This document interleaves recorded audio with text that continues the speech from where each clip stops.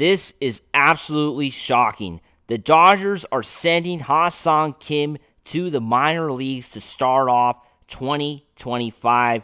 What exactly is going on? Did the Dodgers jump the gun in trading Gavin Lux? We get into all that in this edition of Dodgers Digest. Hey, it's Mike Nelson. Make sure to subscribe to the channel. I want to thank the 38% of the ones who are watching these videos who've already hit the sub button. But 61% of you have not subscribed yet. I'm not sure why. We're the best Dodger channel out there. Myself, Brad J. We're bringing you everyday Dodger content. You're not going to find it like this anywhere else on YouTube. We're bringing you live streams, watch-alongs. So make sure to subscribe so you're along for the ride. Although that didn't rhyme, along for the ride. Anyway, make sure to hit that subscribe button. Let's get right into it. Of course, Dave Roberts reveals the reasoning behind Hyeseong Kim starting the season in AAA for the Dodgers. As we know, the Dodgers signed Kim this offseason, 3 years, $22 million, right? This was a player that was highly, coveted by many people in baseball. A lot of people wanted this guy, right? Dodgers announced, this was on Tuesday, a couple days ago, that Kim would open the season in AAA Oklahoma City, right? Oklahoma City Dodgers, or AAA affiliate. If you're from Oklahoma, comment below. I've always liked my visits to Oklahoma. It's an awesome place to visit if you've never been. The Dodgers want to have him travel to Japan for the Tokyo series and officially optioned him on Tuesday evening. So this is official, right? Kim won't be with us for the beginning of won't be with us in Japan, and he won't be here as well when they start their domestic opener March 27th, right?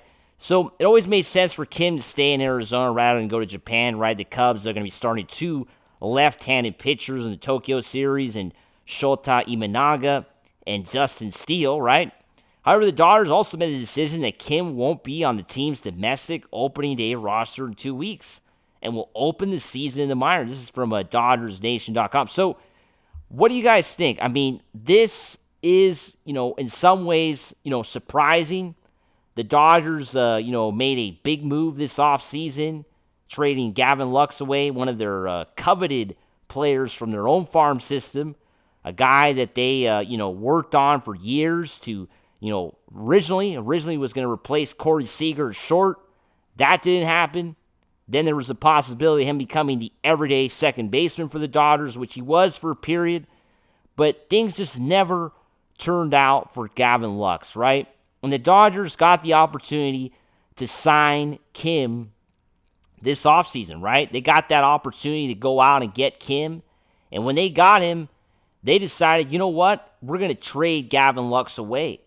And, in some ways kind of shocked the baseball world, right? I mean, so what do you guys think? Is this kind of surprising that the Dodgers are kind of pivoting here and now putting Kim in the minors to start off the year, even though they kind of, gave up a lot to get Kim, right? And they're paying him pretty well, right, for a young player who's never played in the major leagues, right? 3 years, $22 million. A lot of players never see that kind of money and already in the major leagues. So this guy out of South Korea is, highly respected.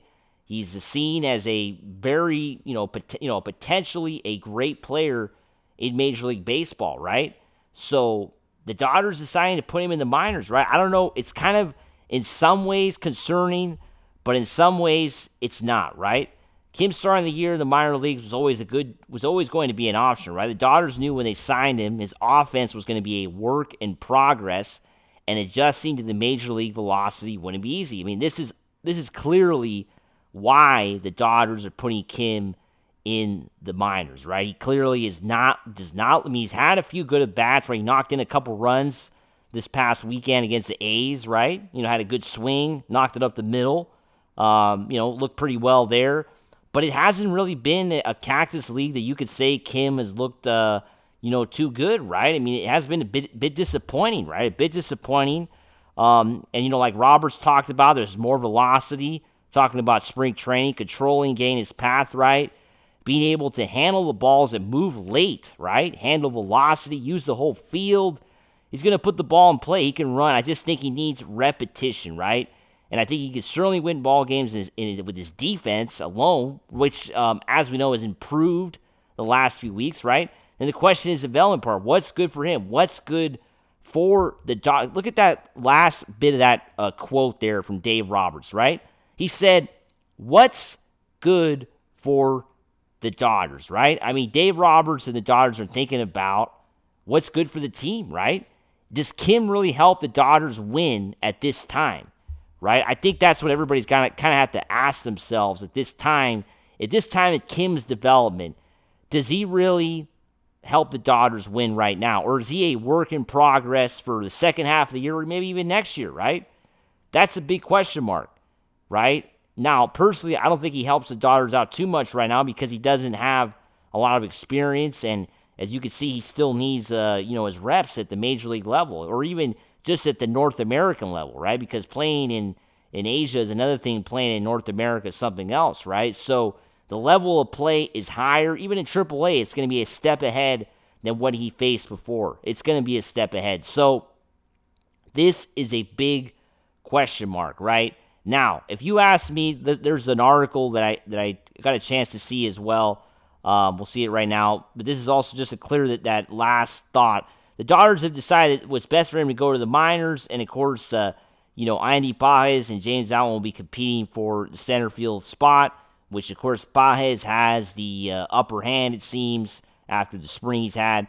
But I wanted to talk a little bit about what this article on Fansided talks about, Hyeseong Kim stance, which, of course, Zach Presnell wrote this article, talking about how the Dodgers, sending him to the minor leagues, he thinks they might have jumped the gun on the Gavin Lux trade, right? The Dodgers made a lot of acquisitions this offseason, but one put a trade away may come back to bite them. Now, what do you guys think? Do you think the Dodgers jumped the gun on the Gavin Lux trade? What do you guys think? I personally think they didn't. I think the Dodgers traded Gavin Lux at the perfect time. I think this was a good time to trade him after the 24 season. They just won the World Series. The eyes are on the Dodgers, for the players they got.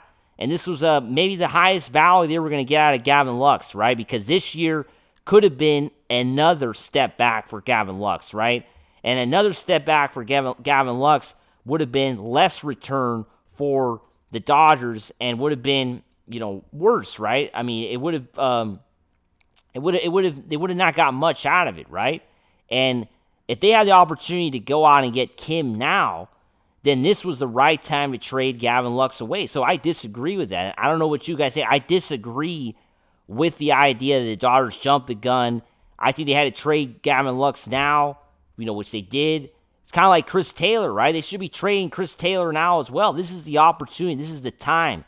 This is the window that is going to close if you don't trade him soon, right? So this is the time to do it. And it was the time to trade Gavin Lux as well. And, Kim, we just hope he could turn around. He could develop in the minor leagues, and hopefully he becomes an everyday player because the Dodgers gave up a lot to get him. As always, make sure to subscribe, and let's go Dodgers. Woo!